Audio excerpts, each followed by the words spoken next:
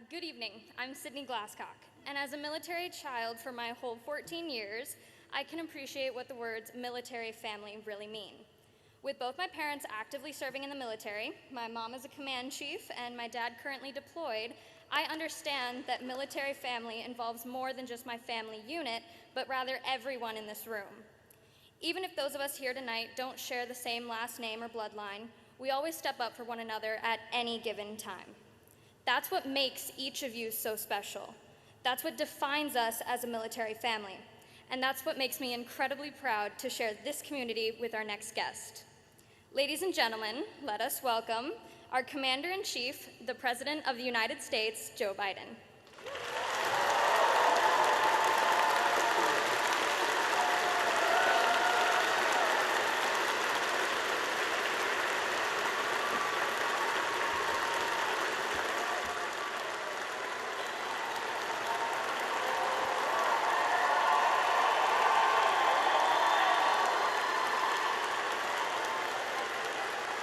Hello, Mildenhall. Colonel, thank you for that introduction and your service leading this team in such a difficult time. Because we know that there's a whole family who serves. I also want to thank Melissa.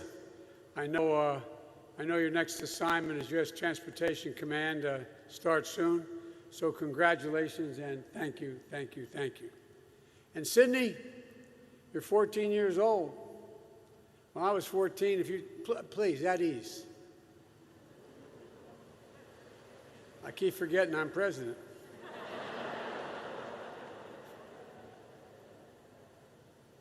When I was 14 years old, I would have been, I mean this sincerely, scared to death to stand up in front of a microphone to a large crowd or a small crowd. See, when I was a child, I used to stutter badly. For real. I had great difficulty speaking in front of other people. And so I expect that when you're president, you'll remember me. You'll remember me. You're really quite a polished young woman. Thank you. You know, it's got to be hard to have your dad deployed in Afghanistan, and I also know how proud you are of him, and your mom, Chief Master Sergeant, for being part of the leadership team here. Our son, Bo, served as a U.S. attorney for a while in Kosovo for a while. As a matter of fact, they erected a war monument to him. And then he went on, he joined the National Guard, gave up his job as Attorney General of the state of Delaware so he could go with his unit to Iraq for a year. And when he got promoted to Major, I said, Bo, you're now a field-grade officer. I was in and out of Iraq and Afghanistan about 28 times. And I said, you're now a field-grade officer. He said, Dad, I have no illusions. I know who runs the military, Chief Master Sergeants. So I just want you to know we know, okay? Thank you for your incredible dedication and service. And, you know, I want to thank you all of you, all your families, for the sacrifices they've made. And congratulations to having just a wonderful child. There's an awful lot of history at this base, a proud history for the British people, the bravery and heroism of the Royal Air Force pilots fighting to defend their nation. I'm sure everyone here knows the history, but just 6 hours after Britain and France declared war on Germany in 1939, 3 Wellington bombers took off from Mildenhall and bombed Nazi battleships. And over the course of World War II, out of this base, the RAF bombers dropped nearly 28,000 tons of bombs on Nazi Germany, flying more than 8,000 sorties. This base has been a significant source of British air power, a proud, proud history of a proud nation. But I also know there's also an awful lot of American Air Force pride in this room tonight. World War II was when the U.S. Army Air Force formed the 100th Bombardment Group. And by the way, just so you know, although my uncle, who was killed in World War II in New Guinea, was Army, he was the Army Air Corps. He got shot down in a reconnaissance flight. And And he's looking down and thinking all these years, my God, what this Air Force has become. It's incredible. The 100th also ran more than 8,000 sorties into hostile territory and supported operations from D-Day to the Battle of the Bulge, where another uncle of mine served. And when they first arrived in the UK in '43, the unit took such heavy losses, it earned the moniker that has been passed down to this day, the Bloody 100th. The Bloody 100th. So let me hear it for the 100th Air Refueling Wing, AK known as the Bloody 100th.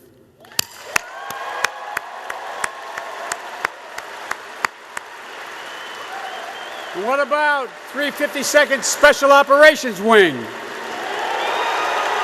There's Team Reconnaissance, members of the Air Mobility Command. Do we have any folks here from the 48th Fighter Wing over RAF? By the way, like how? I think maybe the 501st Combat Support Wing from RAF Alconbury. And this may be a historic first for an Air Force base, but I hear there just might be a few members of the United States Army here tonight with us. Come on, man. To all you airmen and soldiers, I want to say thank you. We owe you. We're so damn proud of you. So proud. And I only wish my major was here to thank you as well. Thank you for everything you do, for everything that you are.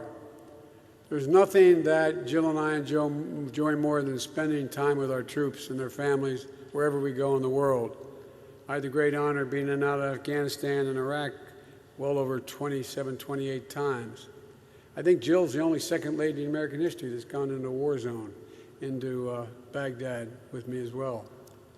You're the best of our country. That's not hyperbole. You're the ones who sign up and run toward danger when duty calls. Less than 1% of Americans make the choice that you make, that you made. But the rest of us, the other 99% of us, we owe you. We owe you big. I've long said that as a nation, we have many obligations, but we only have one truly sacred obligation. Only one. And that's to properly prepare and equip the women and men we send into harm's way, and to care for you and your families both while you're deployed and when you come home. And now that I have the incredible honor of serving as your Commander-in-Chief, I believe that even more strongly. You know, and I want to give an extra special thank you to all the families. As you heard from Jill, we Bidens are a proud military family. We know there's not just the person who wears the uniform, who serves. The whole family has to step up. The whole family makes sacrifices.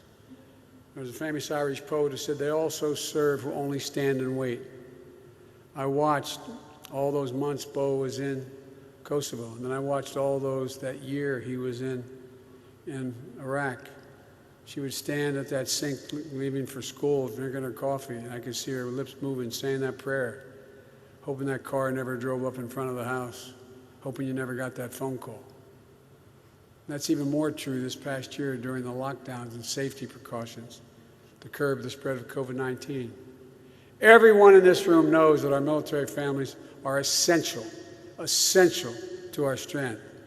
It's the key reason Jill relaunched Joining Forces, to make sure we're doing everything we can to support our military spouses and children and their mothers and fathers as well, just like they support all of you.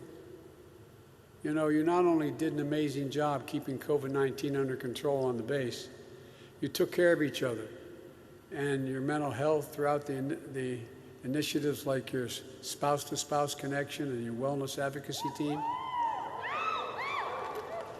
Thank you. Thank you.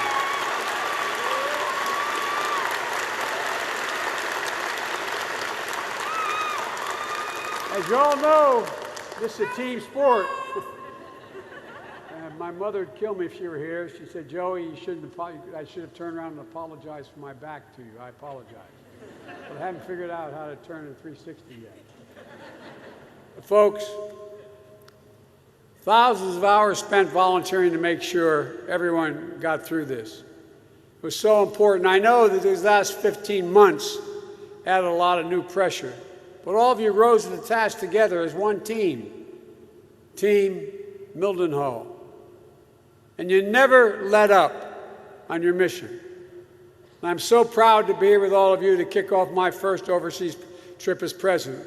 I've been in and out of here many, many times. I've visited well over 100 countries as president or chairman of the Foreign Relations Committee, or as vice president or chairman of the Foreign Relations Committee.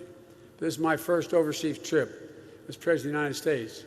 I'm heading to the G7, then to the NATO ministerial, and then to meet with Mr. Putin to let him know what I want him to know.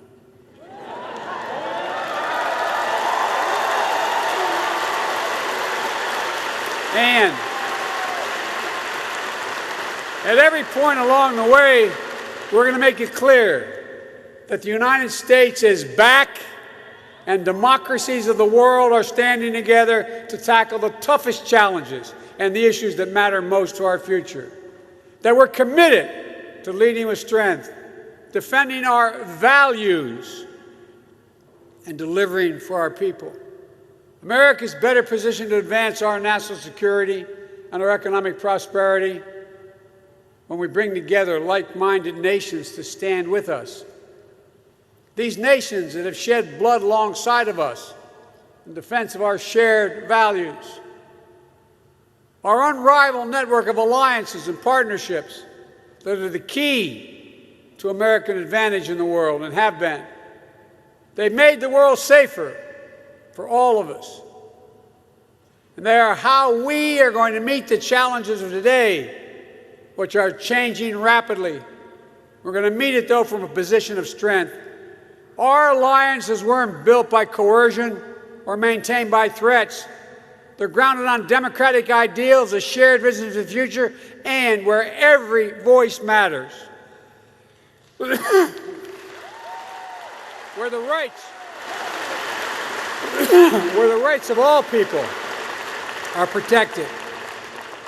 It's the same reason so many of you signed up to serve, to proudly defend and honor the democratic values that are the wellspring of our national strength. If our British friends will excuse me quoting the Declaration of Independence, America is unique in all the world, and that we are not formed based on geography or ethnicity or religion, but on an idea. An idea. The only nation in the world founded on the notion of an idea. We hold these truths to be self-evident, that all men and women are created equal, endowed by their Creator with certain inalienable rights, including life, liberty, and the pursuit of happiness. We mean it. No nation can defeat us as long as we stick to our values. It's our American creed. It's what makes us who we are, and it's what draws friends and partners to our side.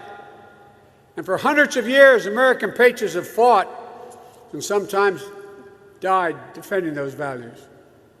Folks, look, I'm often quoted by the press as saying, America leads not by the example of its power, but by the power of our example.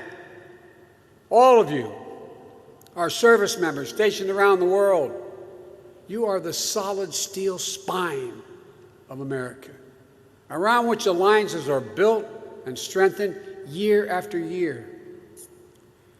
These partnerships have hardened and have been hardened in the fire of war, and generations of Americans and service members who fought them, like the original Bloody 100th and those RFA pilots and their shared mission in World War II, flying, fighting, winning, was done together. These bonds of history and shared sacrifice run deep and are strong, based on values, and they endure. The connections and camaraderie between our troops this community of American citizens stationed in the UK, U.S. visiting forces and families, 20,000 strong, are not only warriors, you're diplomats and you're bridge builders. You are the essential part of what makes up this special relationship between Great Britain and the United States. Over the next few days, as I said, I'll be participating in meetings with many of our closest partners at the G70 in Cornwall, then on to Brussels, the NATO summit of the EU and the EU summit. This diplomacy is essential because no single nation acting alone can meet all the challenges we face today because the world is changing. To quote another Irish poet, he said, "The world's changed utterly. A terrible beauty has been born. We're in a different place than we were 10 years ago. Better position, but a different place. We have to build the shared future we seek. Future where nations are free from coercion or dominance by more powerful states, where the global commons, the seas, the air, the space, remain open and accessible for the benefit of all. To tackle this century's most pressing challenges, we have to do it together. We have to end COVID-19 not just at home, which we're doing, but everywhere. There's no wall high enough to keep us safe from this pandemic or the next biological threat we face, and there will be others. That requires coordinated, multilateral action. We must all commit to an ambitious climate action if we're going to prevent the worst impacts of climate change, limiting global warming to no more than 1.5 degrees Celsius, and lead the global transition to clean energy technology. You know, when I went over in the tank in the Pentagon, when I first was elected vice president with President Obama, the military sat us down to let us know what the greatest threats facing America were, the greatest physical threats. This is not a joke. You know what the Joint Chiefs told us the greatest threat facing America was? Global warming. Because there'll be significant population movements, fights over land, millions of people leaving places because they're literally sinking below the sea in Indonesia because of the fights over what is arable land anymore. With the G7, we plan to launch an ambitious effort to support resilience and development around the world by investing in high-quality, high-standard physical, digital, and health infrastructures. We have to make sure that new technologies and norms of conduct in cyberspace are established, including addressing the growing threat of ransomware attacks. They're governed by our democratic values, not by the autocrats who are letting it happen. These are all critical national security issues in 2021. We're going to be driving this agenda together with our G7 partners. In Brussels, I will make it clear that the United States' commitment to our NATO alliance in Article 5 is rock solid. It's a sacred obligation we have under Article 5. The U.S. and the UK are both founding members of NATO, the strongest military and political alliance in the history of the world, and that's not hyperbole. Our troops have stood shoulder to shoulder around the world, including serving bravely in the mountains of Afghanistan for the past 20 years. Our NATO allies have had our backs when it mattered, just like we've had theirs when it's mattered. And now we need to modernize our alliance, investing in our critical infrastructure, our cyber capabilities, and to keep us secure against every threat we faced over the last decade and the new challenges we're about to face as well. With the European Union leaders, I'll discuss how the United States can work with Europe to address a full range of issues that require the full strength of our transatlantic partnership, including working together to shape the new rules for the 21st century economies. And only after these meetings with our closest democratic partners to develop a common agenda and renewed purpose, I'll travel to Geneva to sit down with the man I've spent time with before, President Vladimir Putin. We're not seeking conflict with Russia. We want a stable, predictable relationship. Our two nations share incredible responsibilities, and among them, ensuring strategic stability and upholding arms control agreements. I take that responsibility seriously. But I've been clear. The United States will respond in a robust and meaningful way when the Russian government engages in harmful activities. We've already demonstrated that. I'm going to communicate that there are consequences for violating the sovereignty of democracies in the United States and Europe and elsewhere. I'm going to be clear that the transatlantic alliance will remain vital, a vital source of strength for the UK, Europe, and the United States. I'm going to make sure there's no doubt as whether the United States will rise in defense of our most deeply held values and our fundamental interests. Here's why this all matters so much right now. I believe we're at an inflection point in world history, the moment where it falls to us to prove that democracies will not just endure, but they will excel as we rise to seize the enormous opportunities of a new age. We have to discredit those who believe that the age of democracy is over, as some of our fellow nations believe.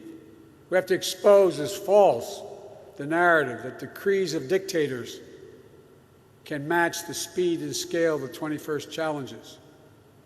You know, and I know, they're wrong.